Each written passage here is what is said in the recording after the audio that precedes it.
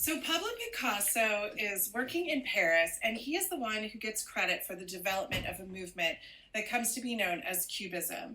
And it all begins with this very radical painting that he creates in 1907, which is called Les Demoiselles d'Avignon, which means the ladies of the Avignon.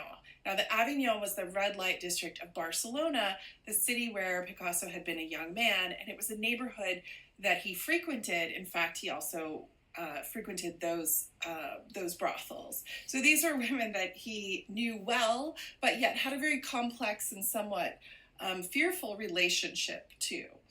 So it's often considered one of his most groundbreaking work, but it is based on over 60 compositional studies that he creates for it. So I'm showing you one here on the left and another sketch that he created in an earlier period, where as you can see, he's used two additional figures. So here you've got two men, a medical student and a sailor. One's already seated, and this gentleman is walking into the brothel, and the women are positioning themselves and hoping to be picked by one of these men.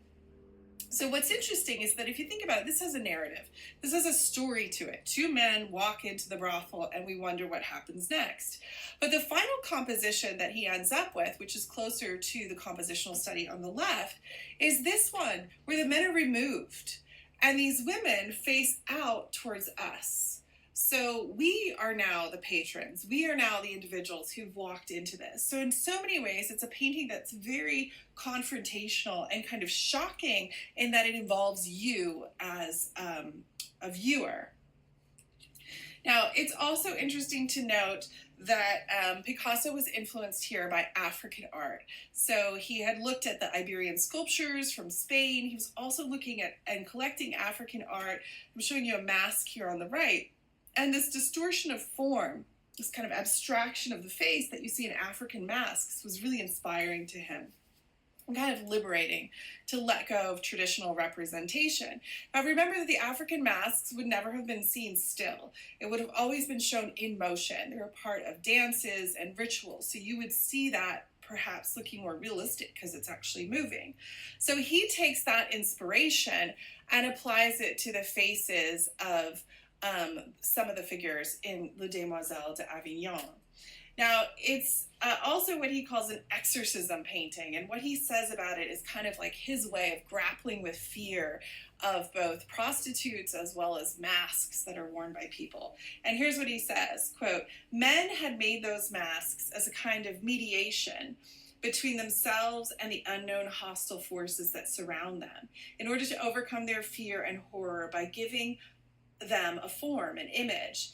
And at that moment, I realized that painting isn't an aesthetic operation. It's a form of magic designed as a mediator between this hostile world and us, a way of seizing the power by giving form to our terrors as we do to our desires." So I think it's really a way for him to kind of deal with his own anxiety and his own fears with sort of painting this in a very dramatic way. Now, I should say that friends who saw Les Demoiselles d'Avignon in Picasso's studio were shocked and horrified. And for the most part, Picasso kept the work with its face against the wall. So there was one fellow artist, Georges Braque, who was intrigued by the piece. And he, along with Picasso, formulated the idea of Cubism the following year.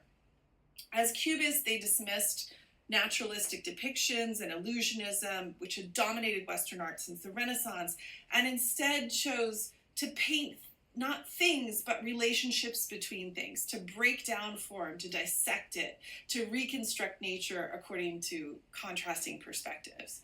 And I think, as you can see from these two works, they're also working side by side. So sometimes their work is so similar that Georges Braque's piece, Man with a Guitar, and The Accordionist by Picasso are almost impossible to tell apart. It's almost impossible to tell which artist did which piece. But it's this fragmenting of space. It's sort of the breaking down of form, this ultimate abstraction.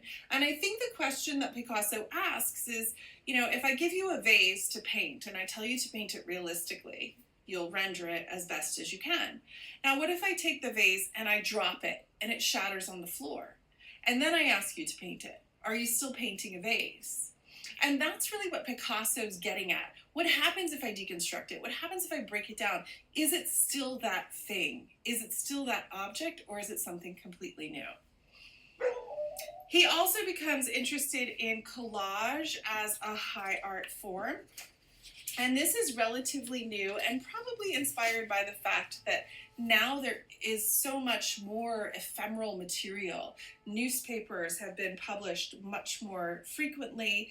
And so applying these objects to fine art are really interesting to him. So what we have here is a patterned wallpaper that is the backdrop, and then separate sheets of actual paper. So that's actual sheet music. This is an actual drawing that he created. This is a piece of paper that looks like it's wood grain. And this is an actual newspaper, Le Journal, which is the French newspaper. But all we see is joue, which is kind of a play on words, because it actually, in French, may be the verb to play.